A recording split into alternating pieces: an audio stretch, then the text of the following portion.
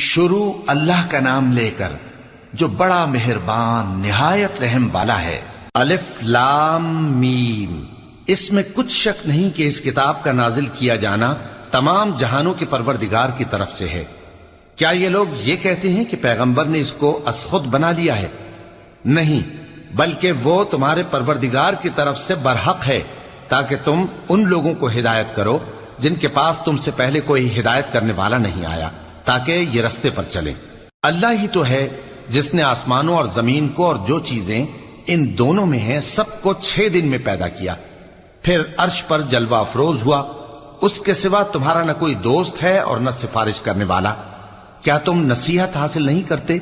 वही आसमान से जमीन तक के हर काम का इंतजाम करता है, फिर हर काम एक रोज जिसकी मिकदार तुम्हारे शुमार के मुताबिक 1000 बरस होगी उसकी तरफ रुजू करेगा।